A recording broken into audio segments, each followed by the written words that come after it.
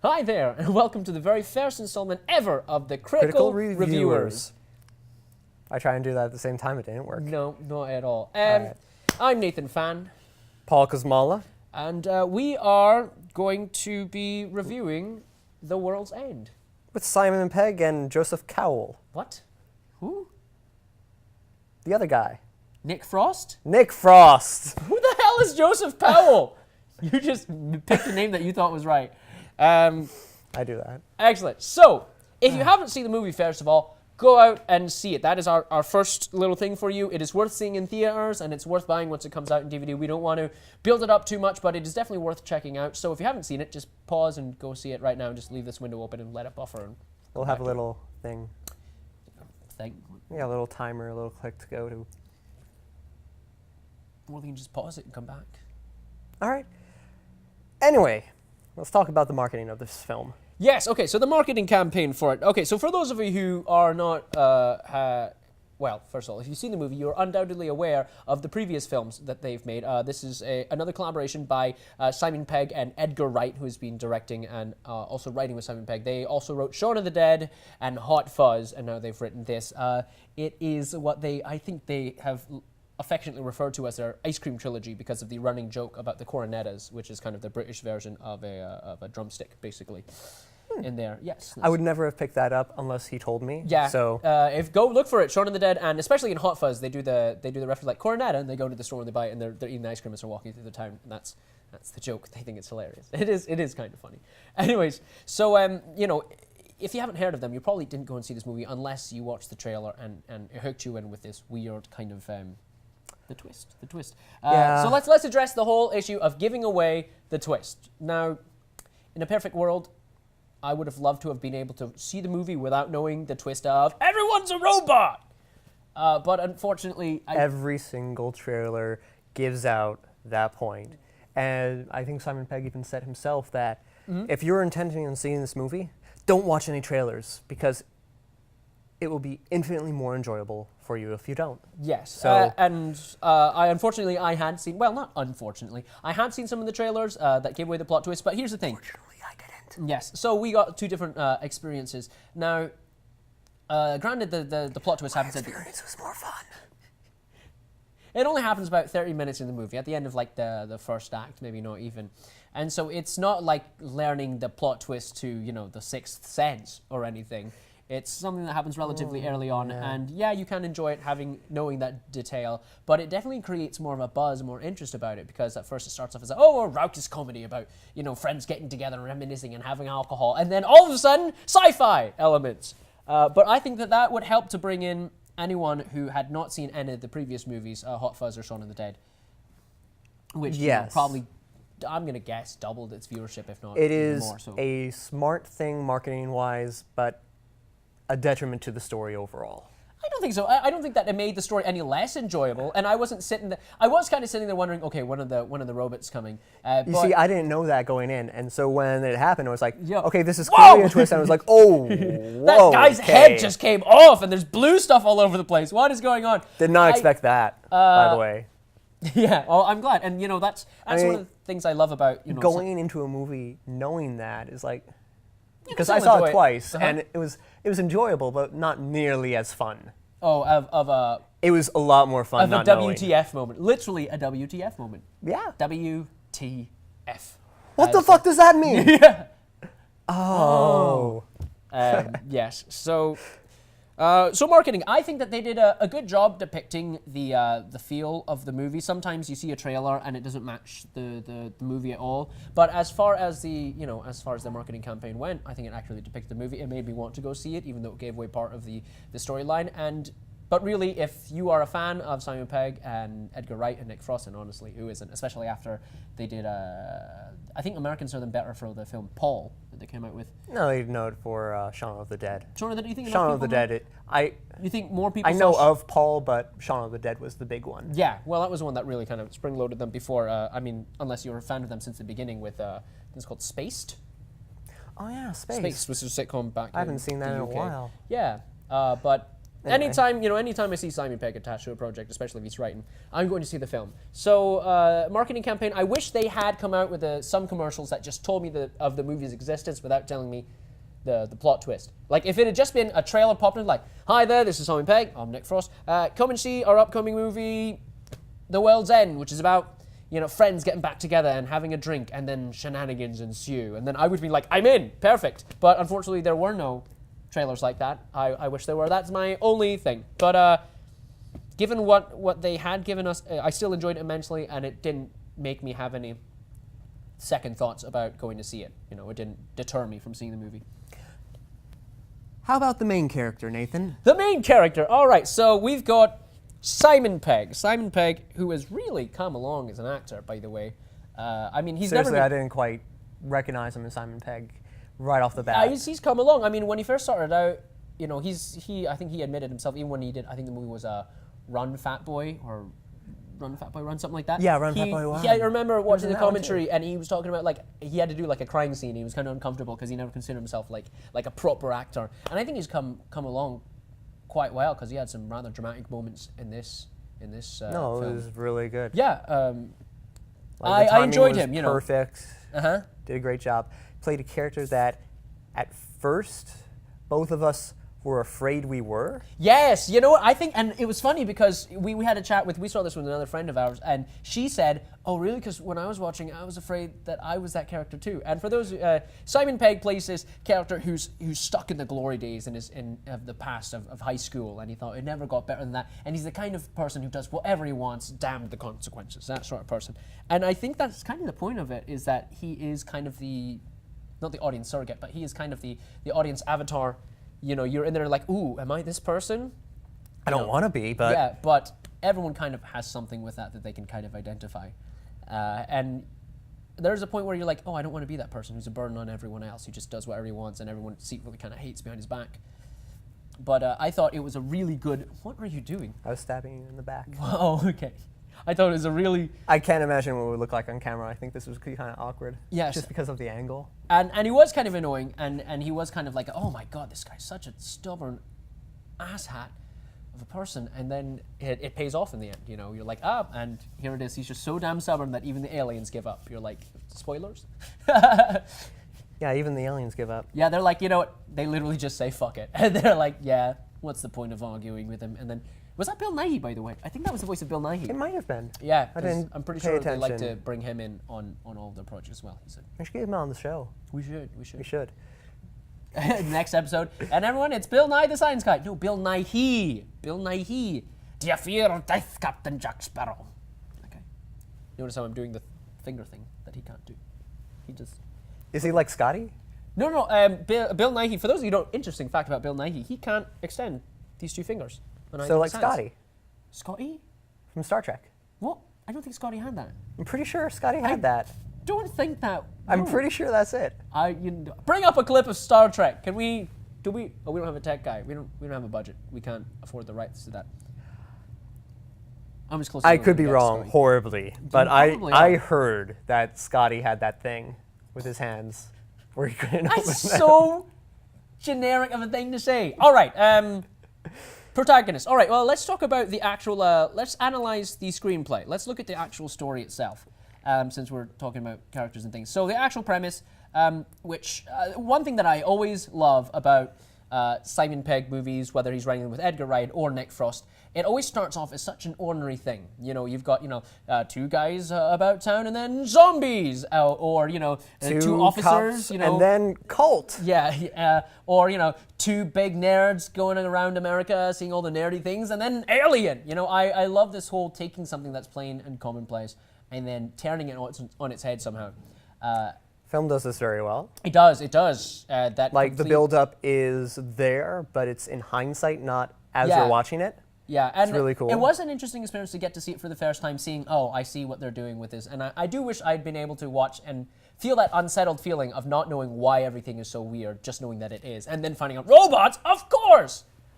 But, And they had some really good creepy scenes with just robots yeah, just staring at people. and not Yeah. moving, like just uncanny is the word. I would As use. far from a screenwriting perspective, Really good. I love the dialogue, especially Simon Pegg's dialogue. It was almost too good. It was kind of that, he was so verbose and so eloquent and clever with his words that it was almost like, no one talks like this. But once you just get over the fact that, he just talks like this, then that's fine.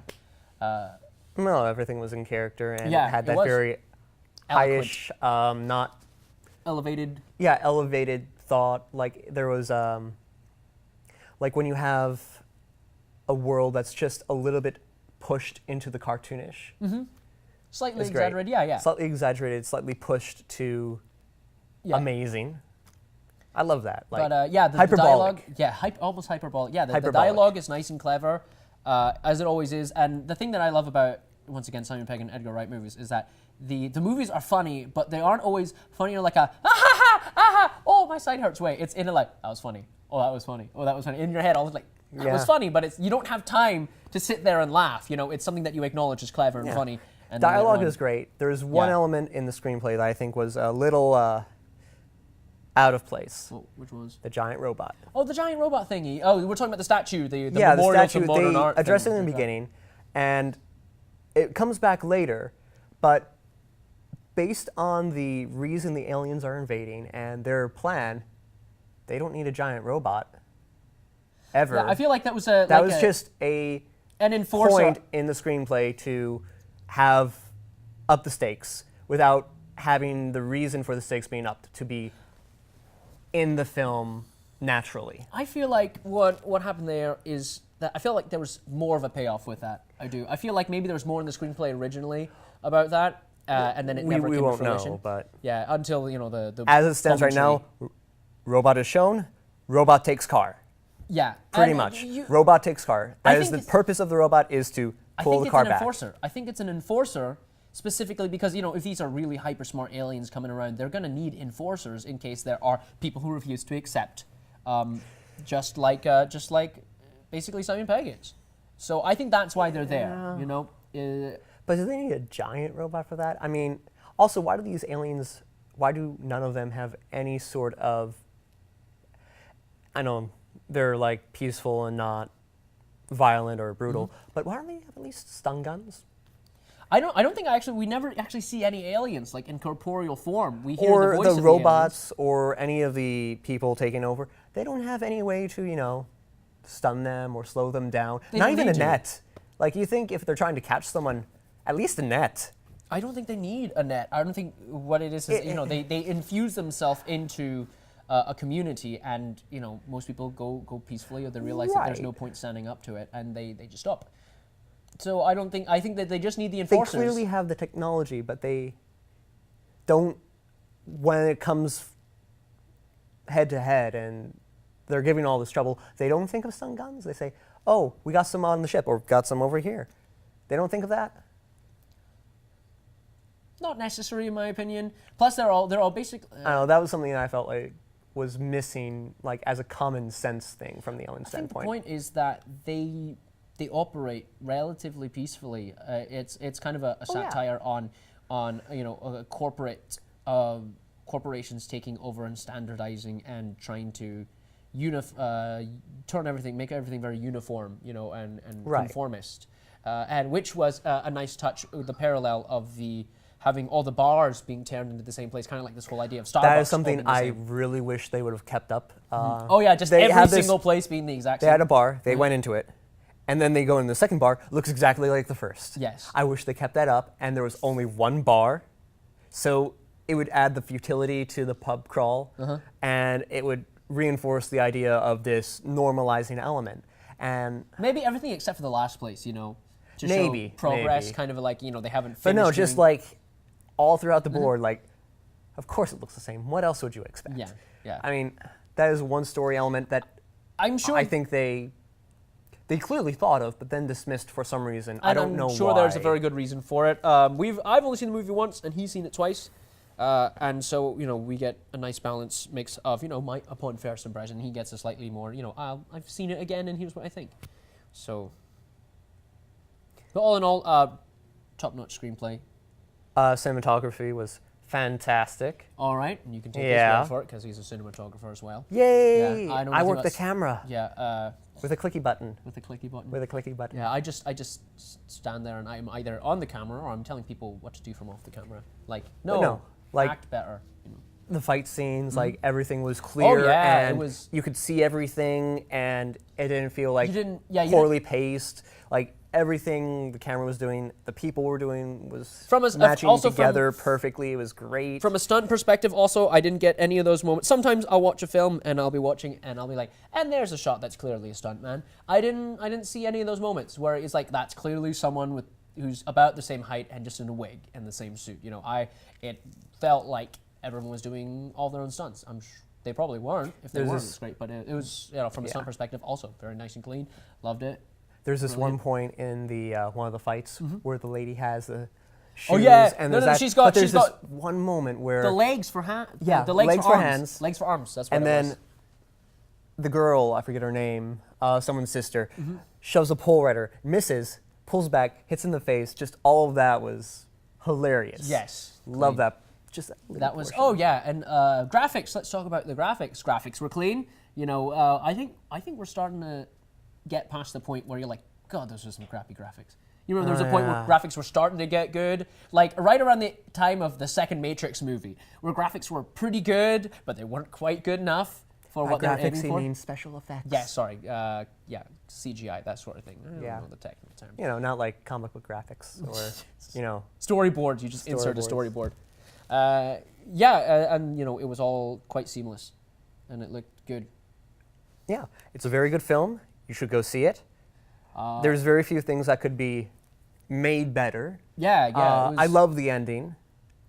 And if there's any movie that I'm excited to see a sequel for, I'm excited to see that sequel. It'll never happen, but I really want it to. The ending.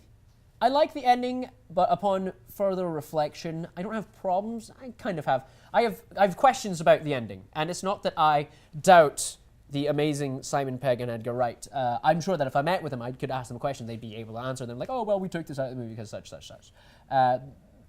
My qualms, my misgivings about the ending. So at the end, Simon Pegg is traveling around the world with his pack of blanks, that were all of his mates, in their high school forms. And he goes into a pub, that's where there's no blanks allowed, and he starts a fight essentially.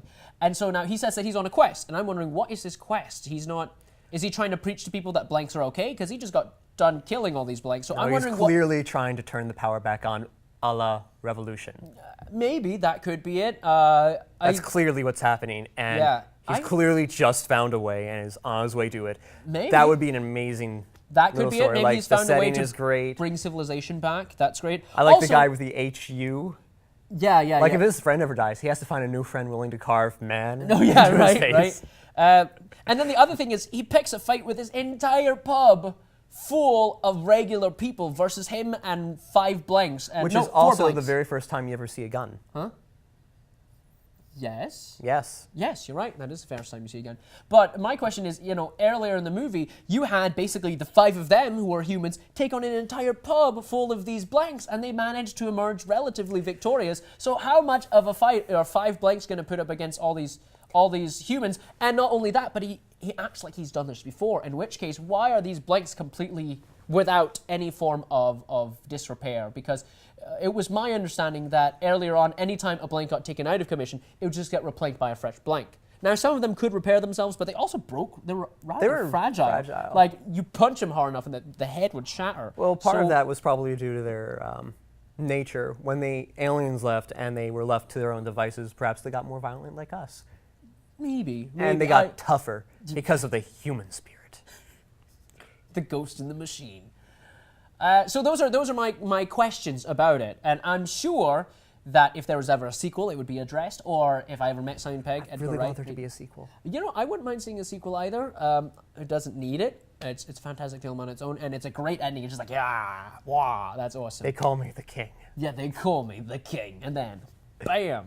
Also, they stole my idea for the clown. What?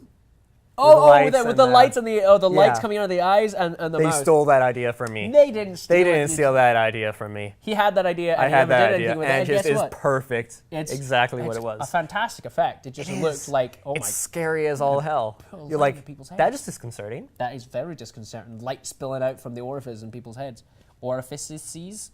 Orifici. Or that's not the right. That's not the right word. Orifices. That just sounds like a word. Orifices. All right, well, this is us talking about The World's End with Simon Pegg. If you like this little thing. Simon Pegg, Nick Frost, Martin Freeman. Oh, I can never remember those other two guys' names. They're not important. Yeah, they're not. But They are. They're really directed by Edgar Wright, and it is a fantastic film. Go see it. If you've already seen it, go see it again. Obviously, if you're watching this, you've seen it. So go see it again. I highly recommend giving it a second view because I'm definitely going to go do that. And then I'm going to buy it on Blu-ray and wait for the 10-year special edition and then buy that one so that I can learn all the little questions, answer all the questions that I have. I'll watch it on Netflix. Yeah, right. Because Blu-ray, it's starting to die. What? Blu-ray is not starting to die. It's starting to die. Is it? Streaming Netflix? Streaming Netflix, but you're not, it's not Streaming as, Hulu? Streaming Hulu, but it's not as high Pirate Bay. definition. Pirate Bay, but then you're missing all of the glorious special features. Special features are the only thing keeping Blu-ray alive. Special features are the only thing keeping Blu-ray alive. No, I disagree with that. I think that Blu-ray is going to stick around until they find a more efficient way. Yeah, I mean, they're going to start delivering the behind-the-scenes stuff online, and then Blu-ray dies. I don't think that's going to be for a little while, though. Yeah, they still need the sales. Yeah, I think we're getting we're getting off track here. This is The Critical Reviewers.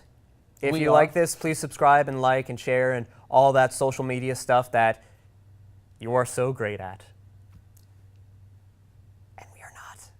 Shh, don't tell them that. Here's a little box. Later, I'm going to make something appear in it. Holy like that. I think it's about that size. Is it about that size? I feel like it's not. What's going to happen is this box is going to change in size as you're moving that. So, oh.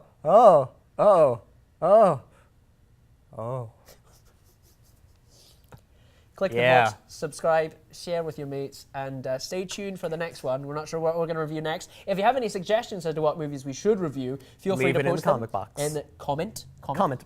You said comic box. He said comic box. He meant comic box. Just drop it, Nathan. It's a joke. Thanks for watching. See you next time, guys. Take care.